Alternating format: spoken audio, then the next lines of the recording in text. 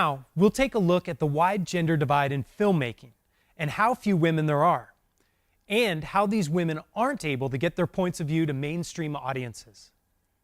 My favorite directors are Steven Spielberg, Quentin Tarantino, Kevin Smith, Spike Jonze, Claude Chabrol, Peter Jackson, Akira Kurosawa. Werner Herzog is probably my favorite director of all time. Can you name any female directors? Catherine Bigelow, Lauren Greenfield. That's it. Unfortunately, I don't know any. Anne Xu, yeah. Sofia Coppola. That's about it. I've never really sought out female directors. I think Sofia Coppola is one of the ones that stand out to my brain, but I didn't really like her movies very much. I figured she was just doing it because she's a Coppola. Sadly, the only one that really came to mind was Sofia Coppola. I don't think she's a great representative of what you're looking for. I'm trying to think. I want to name another female director. I think. No, I forget. And although she's controversial, some of the films of Leni Riefenstahl are absolutely incredible. I love a French director named Agnès Varda, and Sofia Coppola, and an Indian director named Mira Nair.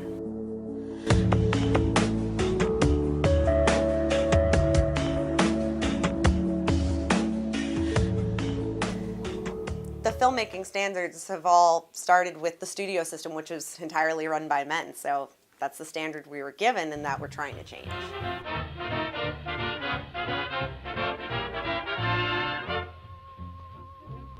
Alice Guy is the only woman thus far who has owned a studio.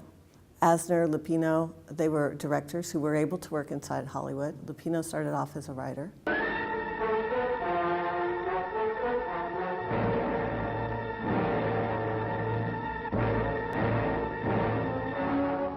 Women have been editors. I mean, if you look at Zika Vertov, if you look at Man with the Movie Camera, that was, that 1929. Elizaveta was editing. In the early days of film, a lot of the editors were women, but when sound came into play, they took women out of the equation because they didn't think women could handle electronics. No, Betty, that's wrong. Let me show you again. You use this control to get your focus, you see? All right, and this one here in the right-hand corner to lock the sweep.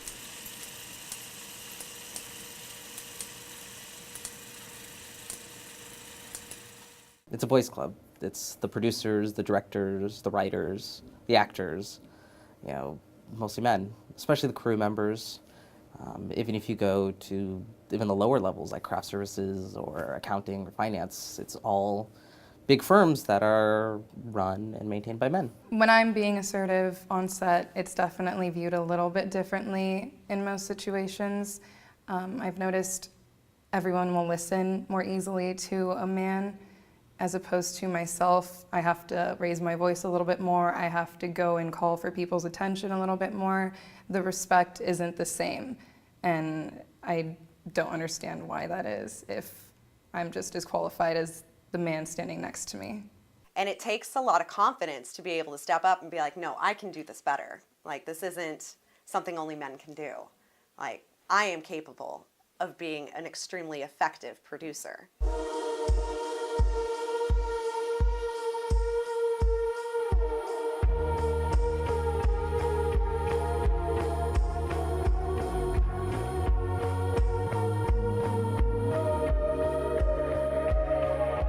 I think that women in general, as young girls, need to be encouraged to do things other than wear pink and look pretty.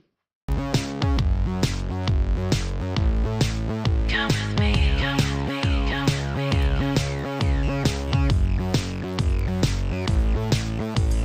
Let me be your fantasy. Won't you be my fantasy? Welcome to my fantasy. terms of American cinema now. I think if you're looking at an industry that's mostly run by men, they make the movies that they would want to watch. So the more female directors and the more female producers that start to rise up in the ranks, the more we're going to start to see movies that are really geared towards females and towards the female audience, or towards at least a more general audience. I don't think women are represented in media, or either in front of the camera or behind the camera, in a way that really represents who we are. I definitely want to show my perspective as a minority and as a low-income person living in the city, what it's like, you know, to be me through film. I think the gender roles sort of put their face in my face right away.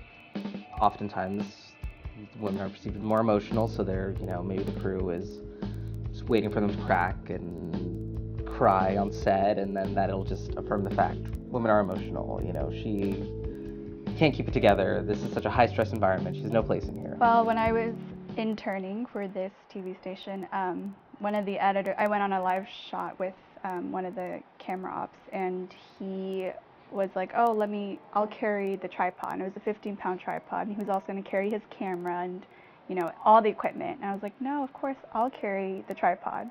And he was like, no, it's really heavy. And I got really angry about what he said, so I made it a point to carry it throughout the whole entire day. So it was really heavy, but, you know, I had to prove my point that I could hold my own.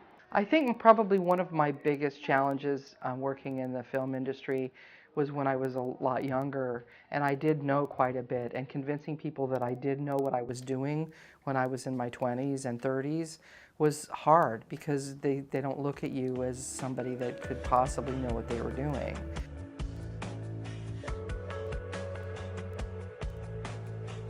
I don't see the gender divide changing anytime soon, at least not in my lifetime. People aren't so much satisfied anymore with how things used to be, and things are changing, and it's still in transition, I feel, but I definitely think that a whole new era of filmmaking is about to just explode, and women are definitely going to be a part of that. Women trying to bridge that gap, it's a road uphill. It's like Sisyphus pushing that rock up that hill.